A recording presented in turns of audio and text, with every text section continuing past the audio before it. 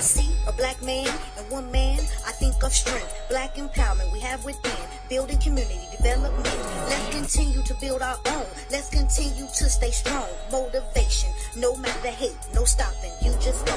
Listen up to Quan, John, and Queen P for giving us a voice. Speak up for what's yours and yell and make that noise. We are kings and we are queens. Melanated royalty, just getting started. Loving self, self and knowledge. Stack that wealth. Motivational motors, y'all.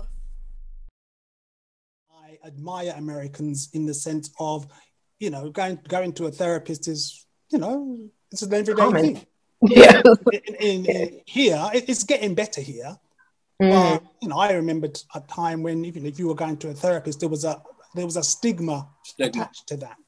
Whereas Americans, I mean, I've never been to America, but I've watched a lot of American shows. And a lot of the shows I watch, there tends to be a character who's a therapist or a character who's going to a therapist. Right. So, Yeah. You know, so, and I'm all for therapy, but going back to men and emotions, it's not that men don't have emotions, it's that men process their emotions differently.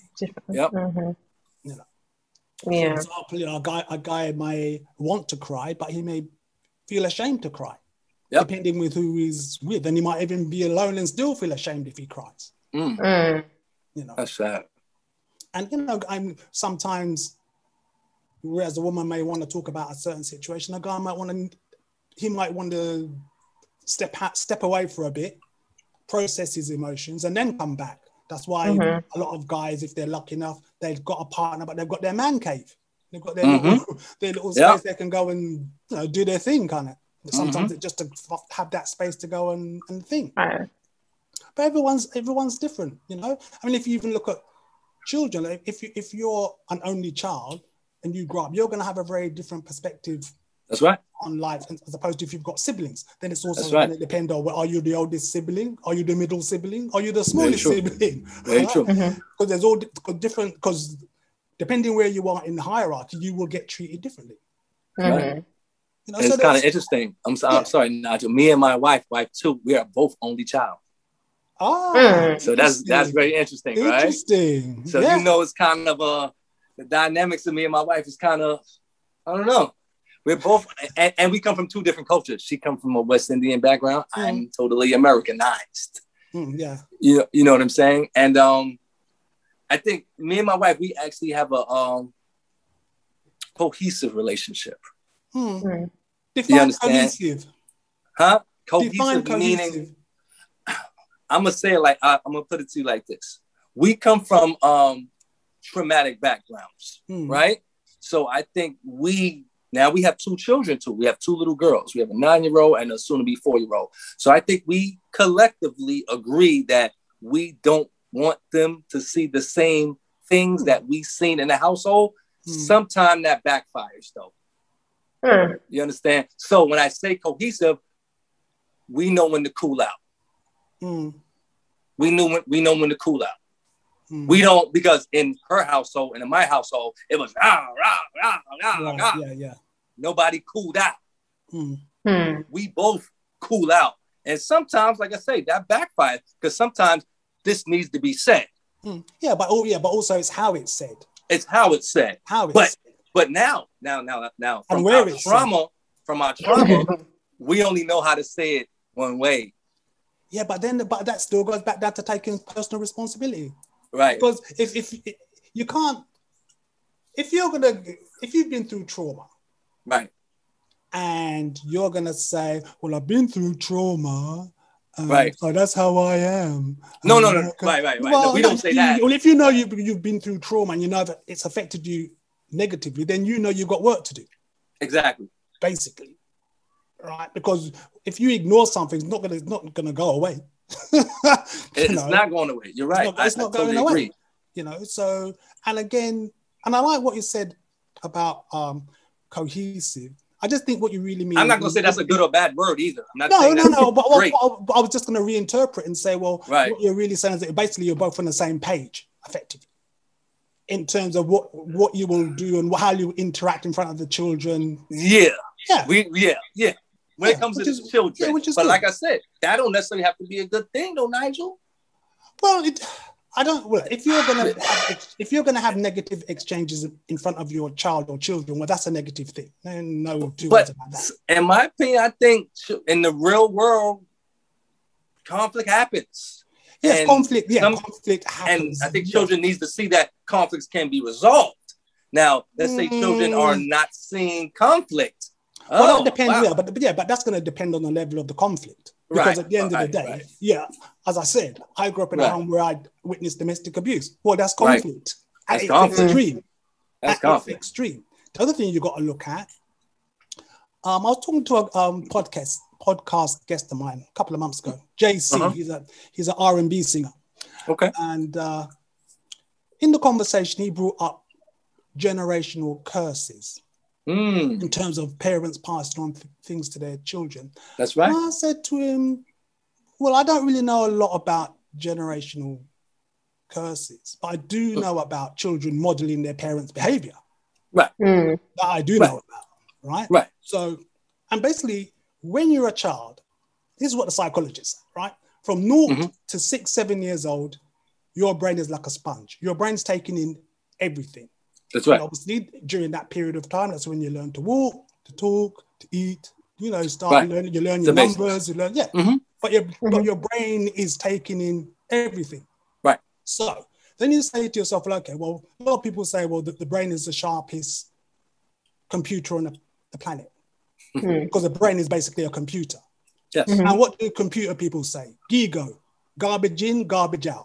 So if you're feeding your brain at a young age, because your brain is all about programming. That's right. It's all about programming, and the majority of that programming is subconscious.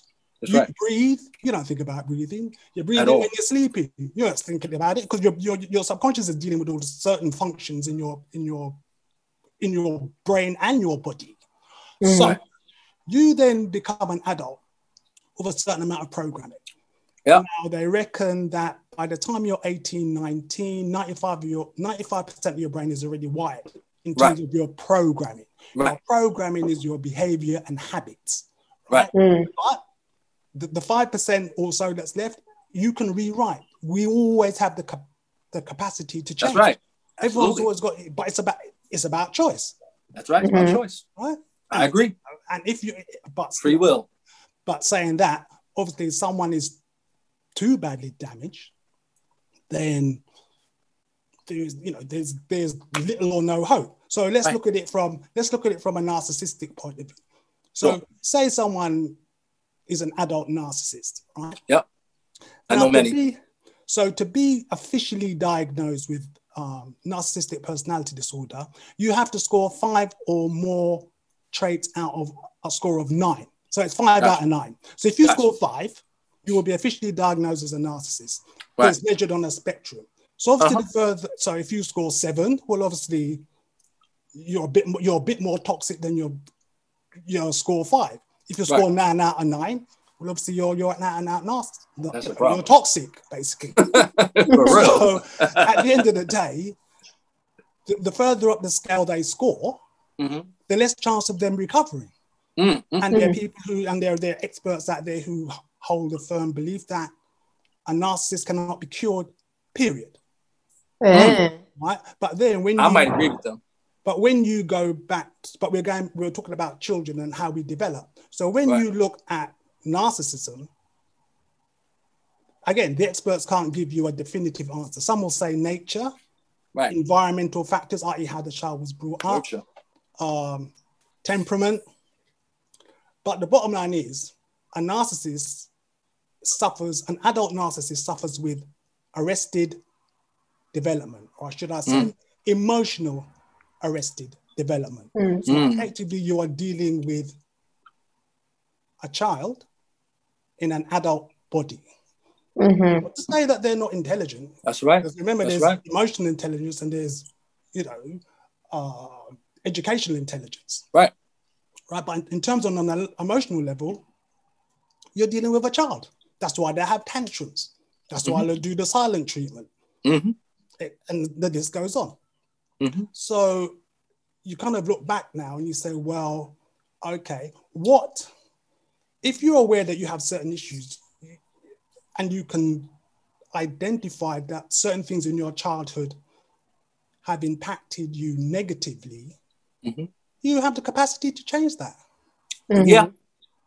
Some people don't realize that. Most people have the capacity to change, because I agree. we're talking about damage. How damaged were you as a child, right? So I've read research that will tell you that, well, if a girl grows up in a home where she witnesses abuse, that girl will become a woman who is more likely to become involved in an abusive relationship, because she will equate abuse with love. That's not a hard and fast rule. As I said, more likely. And the same with boys, right? If a boy grows up witnessing abuse, he's more likely or more inclined to be an abuser himself. But as I said, more likely. It's not set in stone. I grew up witnessing domestic abuse, and I'm totally the opposite. You know, but it comes back down to we're all at choice. We're always at a place of choice. Free will. You know, you choose, you know, like, what's it, The Matrix, the movie? Do you want the red pill or do you want the blue pill?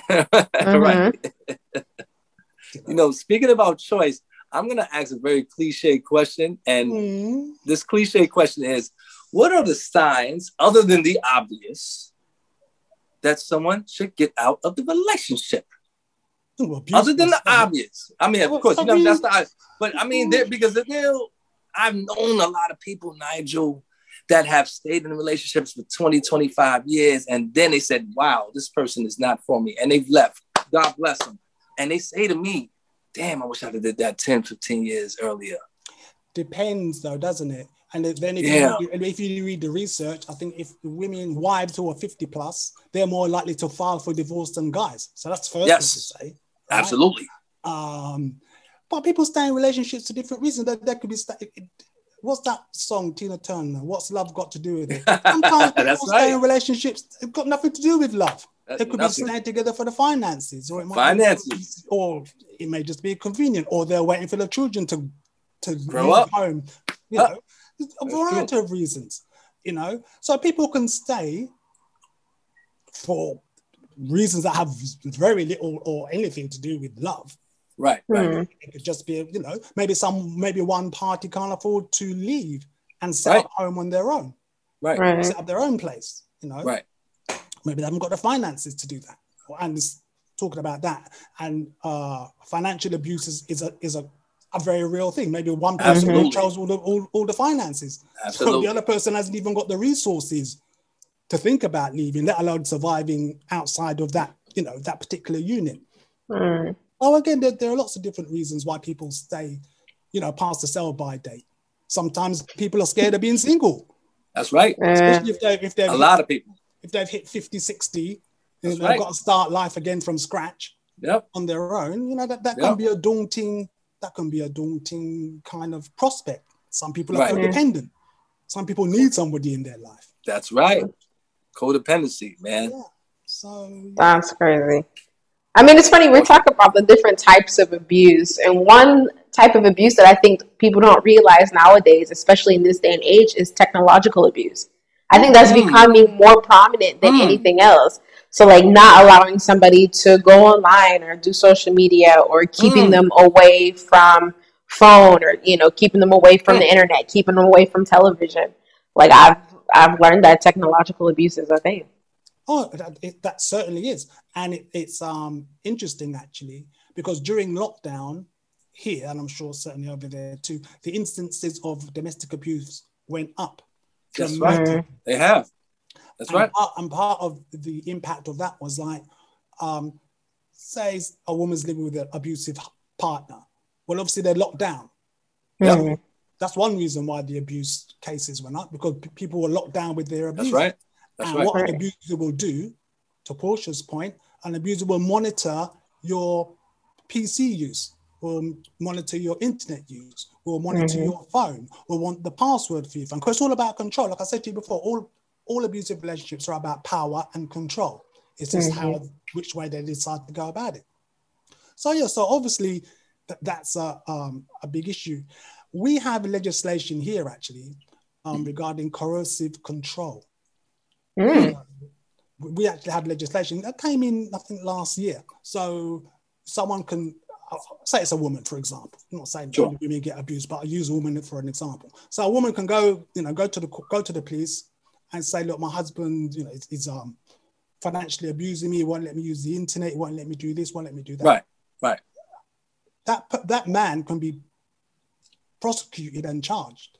Are you serious? Yeah, Wow. and there are cases that have been to court. Now, obviously, here's a problem. Right. The problem is, I support the legislation, but the problem is how do you prove it? Prove it. Yeah. Because what is the evidence? I mean, cases have gone to court and cases have been found, persons been found guilty. So I'm not quite clear on the criteria, because it seems to me it could be well he said, she said. But so this could be a woman that's not being battered. She's just being she's being abused financially and technologically, not being battered.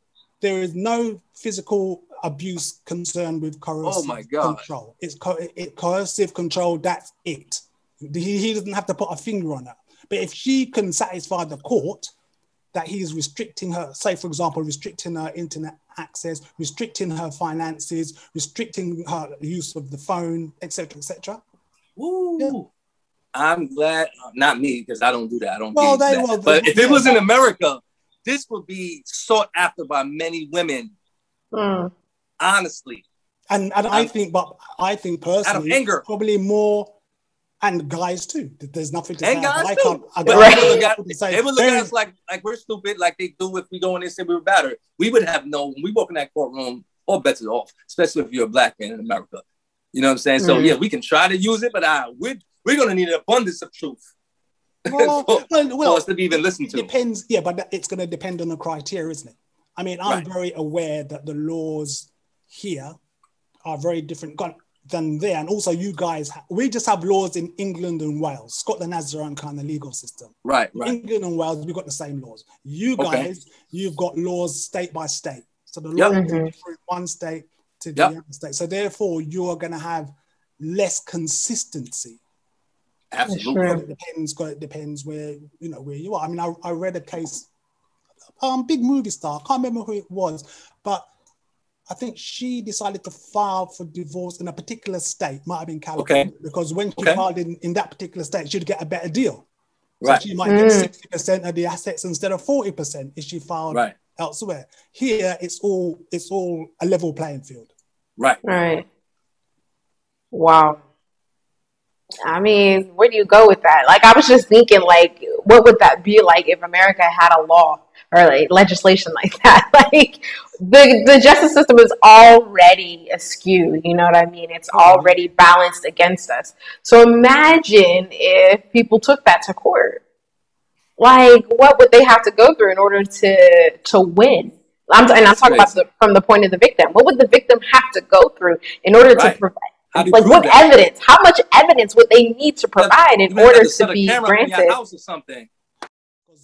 Yes. European cup finals. The European Cup final. It was us, England. Who were they playing? Germany, I think it was. Anyway, but three black. So they went to penalty. Oh yes. Three black players missed the penalties. So, the abuse they got online was, I wasn't surprised, horrendous. Yet 2 or 3 months ago, we had a report that from the government, from the UK government, that said, racism isn't a problem in the UK, and there's no such thing as structural racism anymore, etc., etc., etc. But what they tend to do, again, it's always the same game.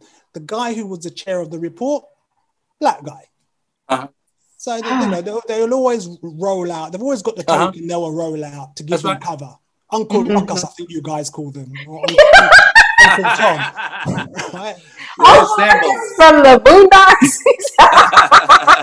I know, but Uncle Ruckus does work, because in the Boondocks, Uncle Ruckus hate black people, even though he himself is black. Okay. Right.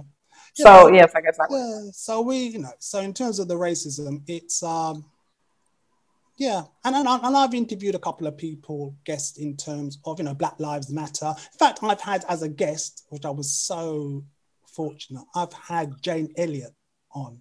Oh yeah? Yeah, you know, a white lady. She's a, you know, famous anti-racism advocate. You know, she's been on Oprah Winfrey 5 times. Interesting. You know, she's, you know, she's still, the woman's still sharp. She was born in 1933. Really? Still as, yeah, she's 80 odd now. Still as sharp as a tack. Wow. I don't know who this is. Yeah, I've heard of Google is your friend. Google it. Google Jane your friend. Jane Elliott, she's got a wiki page. So, you know, someone's got a wiki page, you know, they're doing Exactly. Oh. Nigel, let me ask you a question. This we ask this fundamental question to all of our guests, man. You know what I'm saying? And I'm really interested in your response.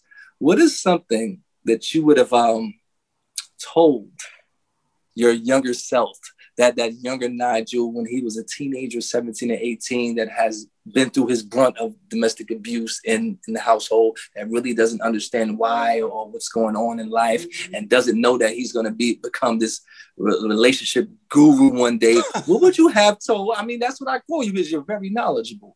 What would you have told this younger Nigel Beckles to make his life a little bit smoother, a little bit less rocky? You know what I'm saying? A little bit more to your liking at this point in time in your life. What would you have told him? I would have said, pay attention, generally, and pay attention to your intuition in particular, because your intuition does not lie. That's right. Intuition, I call my intuition my soul talking to me. That's right. But your intuition is there to protect you. Right.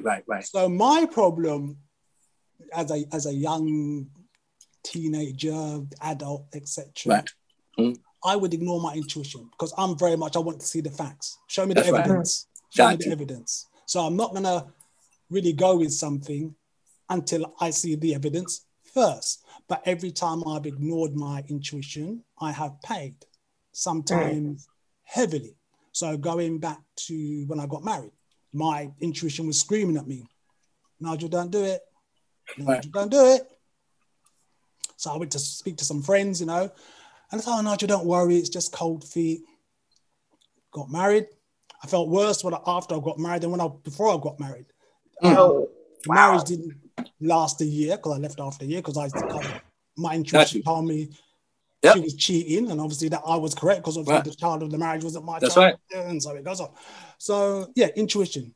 Because see, the thing is, what I've learned about myself is, with intuition, your intuition is going to tell you something. You follow that intuition. Don't worry about the evidence. That's right. The evidence will come, but you're going to see the evidence afterwards, not before. So I had it back to front. Right. You know, I want to see the evidence, then I'll make a decision. But now if my intuition tells me something, I'm like, okay, cool. I'm listening. Right.